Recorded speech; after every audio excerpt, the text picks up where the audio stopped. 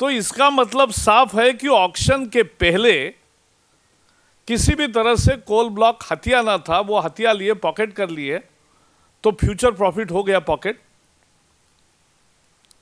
और ये पूरा खेल था, ये भी साबित हो गया है। तो जो पीएम ने कहा था कि ग्रोथ के लिए सब हमने किया, तो ग्रोथ तो हुआ नहीं।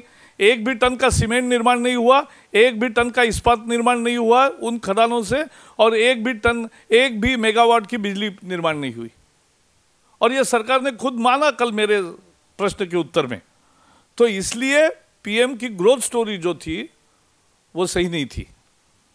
और जो उन्होंने कैग पर, एक कॉन्स्टिट्यूशनल संवैधानिक पद पर, एक संस्था पर जिस तरह से कमेंट्स किए हैं, मुझे लगता है वो पीएससी में जो भी अपना पक्ष है वो रख सकते थे, लेकिन पीएम के पद पर बैठे व्यक्ति एक संवैधानिक संस्था पर इस तरह की आपत्ति सार्वजनिक रूप से जताए, जबकि सीएजी वहाँ नहीं है और वहाँ उत्तर नहीं दे सकते, तो ये संवैधानिक संस्थाओं को इस तरह से प्रधानमंत्री द्वारा टिप्पणी करना वो बहुत ही अनुचित है। और इसलिए पार्टी ने इस सब मुद्दों को जनता तक ले जाने का फैसला किया है।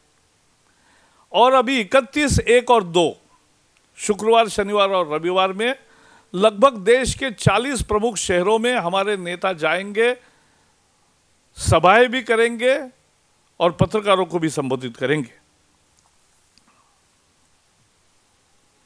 और युवा मोर्चा द्वारा जगह जगह पर यह भ्रष्टाचारी सरकार के प्रतिमा दहन का कार्यक्रम भी होगा। तो हमने आंदोलन शुरू किया है, वो आगे और बढ़ेगा, तेज होगा, लेकिन 31, 1, 2 में 3 दिन में देश भर में ये कार्यक्रम होंगे। Besides these 3 exposes which have been done by the media and which I congratulated for them, we have 2 points to make. My yesterday's answer, which you have reported partially today, is about that not a single mine has been started production of the coal. But this is not limited about the coal alone. The coal mines were allotted for the captive use to produce cement. Coal mines were allotted to for captive use to produce steel. Mines were allotted to generate electricity. And PM said that we did this for growth of India. But it has not happened. He is wrong. Not a single megawatt per hour is produced from your allotments. Not a single ton of steel is produced from your allotments. Not a single ton of cement is produced from your allotments. So allotment was just to pocket the coal blocks before the auction, to pocket permanent future profits. And that is why we have asked, cancel the allotments, auction the coal blocks, and resign by taking moral responsibility. And to take this message all over the country, the party has decided to launch an agitation. It will start on 31st, 1st and 2nd by holding rallies in 40 cities, and will also address the press. Our leaders are going there, Sushma ji, Arun ji, Rajnath ji, and all our leaders, Advani ji, Murli Manohar Joshi ji, Anand Kumar ji, Yashwant Sinha ji, and all our general secretaries and leaders, and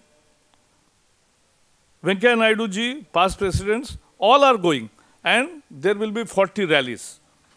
So this is the beginning of our fight against the corruption. And we appeal to the citizens of this country to join this agitation. आज उच्चतम न्यायालय ने एक बहुत अहम फैसला दिया है।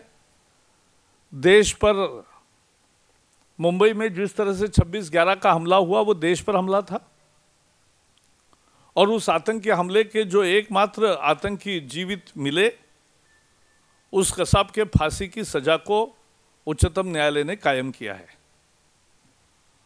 और उच्चतम न्यायालय के इस फैसले का हम स्वागत करते हैं।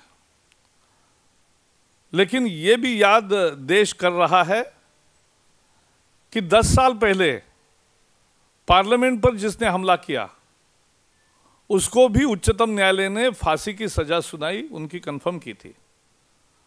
लेकिन दुर्भाग्य है कि आज तक उस पर अमल नहीं हुआ है। अगर देश को सही आतंक के विरोध में लड़ना है तो इसके लिए ये उच्चतम न्यायालयों की जो दी हुई सजा होती है उस पर तुरंत अमल भी होना चाहिए। और इसलिए यही मेरी कमेंट्स है। गुजरात के बारे में भी फैसला आया है, पहली कोर्ट का।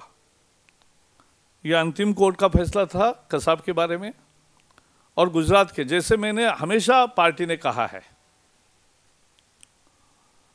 कि 84 का दिल्ली का नरसंहार हो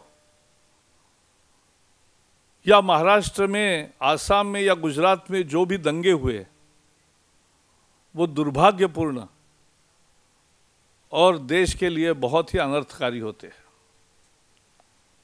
और इसकी जितनी भर्त्सना की जाए कम है। और इसलिए आज वहाँ की स्थानीय अदालत ने निर्णय दिया है, एक न्याय की प्रक्रिया है।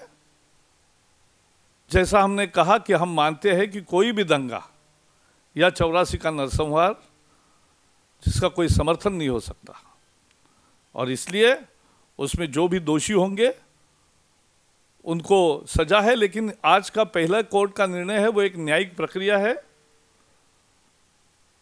और जैसे गोधरा की घटना, सबने उसकी भर्त्सना की, दंगों की भी भर्त्सना की, और यही हमारी भूमिका है। और इसलिए ये एक लीगल प्रोसेस है, वो जैसे आगे भी जिसका लीगल प्रोसेस की आगे की तो आपको कार्रवाई मालूम है। यही हमारी टिप्पणी है।